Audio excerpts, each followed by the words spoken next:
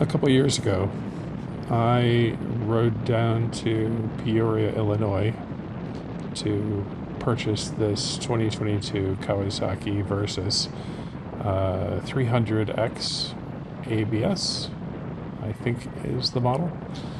Um, Essentially a brand new motorcycle. Only had about 600 miles on it when I bought it, and we brought it home.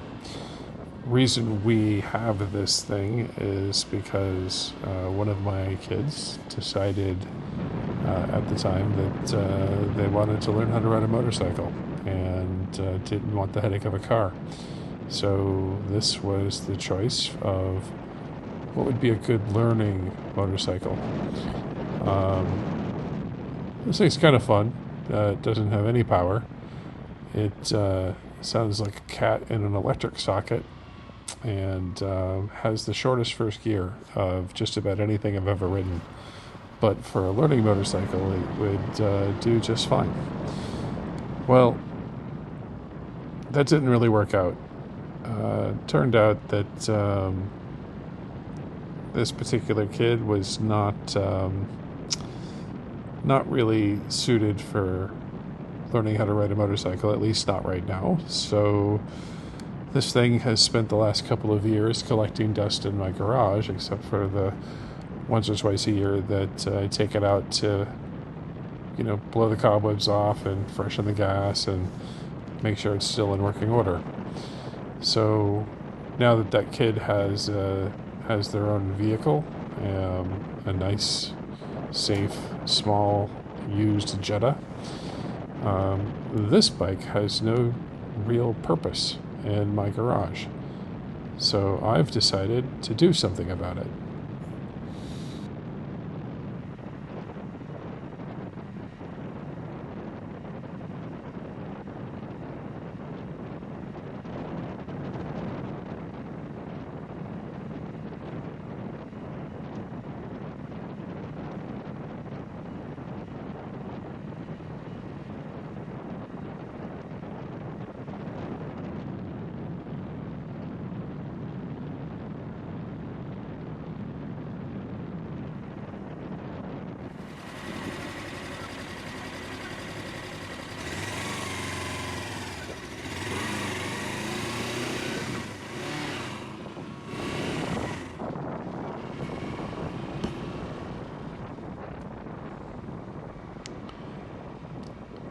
So today, I am pulling into my local BMW dealer here in Barrington to purchase the third bike that I have purchased here.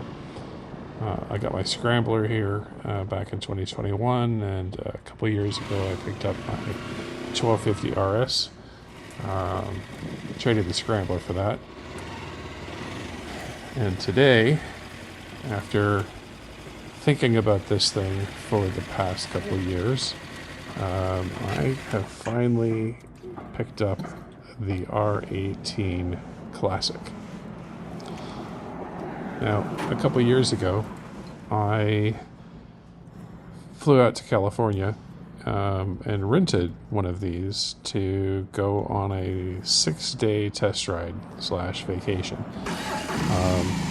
I'd originally wanted to ride the thing up the Pacific Coast Highway and you just see a lot of the redwoods and the coastal scenery of California. I grew up out there. It would have been a great trip, but the weather really didn't cooperate. That was when California had its historic rains, and the atmospheric river, they called it, hitting the west coast, which washed out a huge section of the Pacific Coast Highway and meant that I had to pick a different route. So I drove all through the American Southwest into Arizona, up into Nevada, back through Death Valley.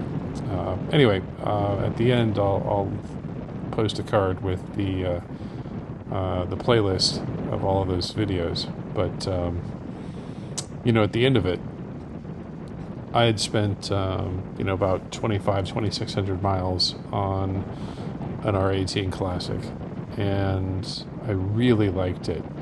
I had a couple small gripes, and in the end, I decided that I didn't want one at the time. It didn't quite fit really the way I imagined myself riding. And that's pretty much what got me to pivot over towards the 1250 RS. I wanted something a little bit sporty, something that, in a pinch I could take on a long trip, and something that was a little more modern than the Scrambler that I was riding every day. Mainly at the time I was working on my 85 R80 RT conversion to an R100S, and once that was complete, it would essentially be an older version of the same kind of bike that the Scrambler was to me. And I'd prefer to have something that was authentic to the Scrambler, even though the Scrambler was a great bike and I still miss it. So I wound up with the 1250 RS. By the way, the 1250 RS is a magnificent bike. I love it, and I don't have any immediate plans to get rid of it, so it's still happy in my garage.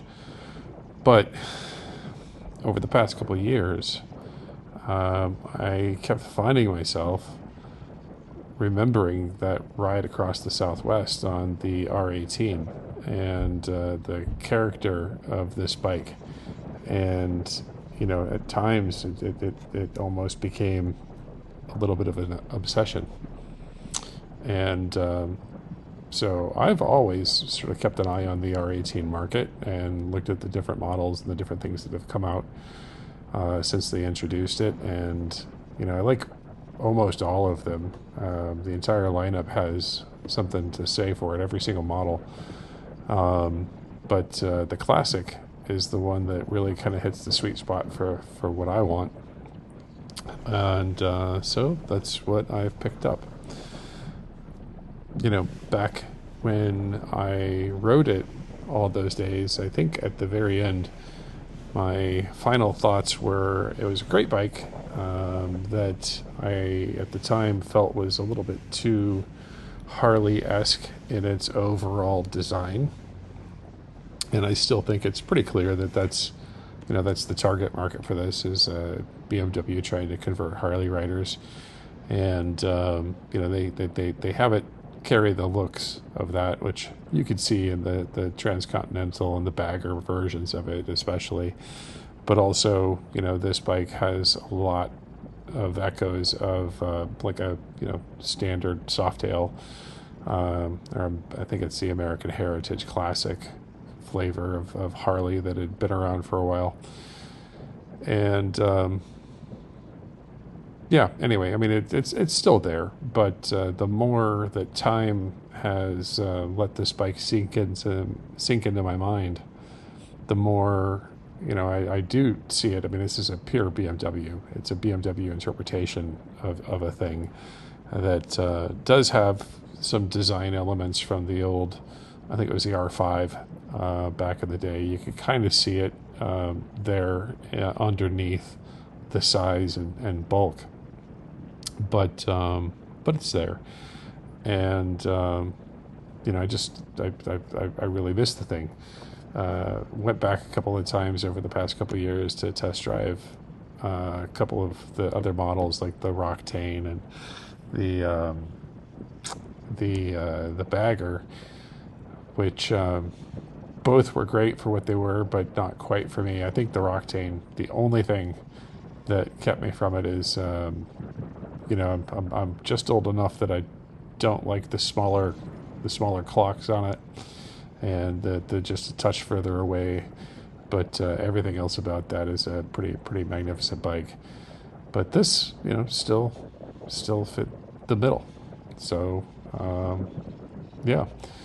keeping an eye on that market. About a week ago, I started to notice that a lot of the dealers here in the Midwest had been sitting on some older models and were beginning to offer some pretty aggressive discounts on these, close to pretty much half price for bikes that are still brand new. And I found a couple that were not in the Chicago area, but close enough that I could reasonably go take a look at them. And wound up calling my guys over here in Barrington and let them know what I wanted, and they they came through, and they gave me something at the price that I just could not pass up. So was very happy to pick this up. The red was one of the colors that I'd always been looking at, and I'm pretty happy with it. It is a little bit more orange than I like, but I'll get used to it. I don't know. Paint can be changed if it doesn't sing to me strongly enough down the line.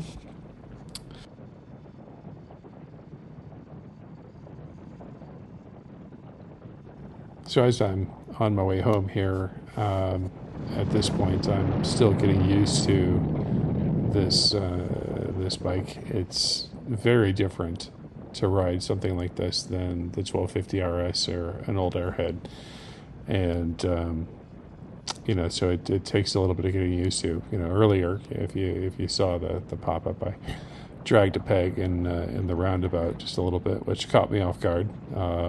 That's something that did not happen to me when I test rode it. I was very careful. It was a lot of slippery roads on that trip, but spending the last couple of years on the RS has built my skill, particularly with some more aggressive riding and turns and whatnot. So this will take a little bit of adjustment in terms of how you ride it compared to the other bikes, but it has a lot going for it. Like this thing, the torque on this is just phenomenal. It's just a monster, and some people have said that they're underpowered at like 91 horsepower, but I don't notice it. I easily find this thing pushing 90 happily before I start to notice the speed. It really is a great bike, and just a stunner to look at. So I think I'm going to be pretty happy with this.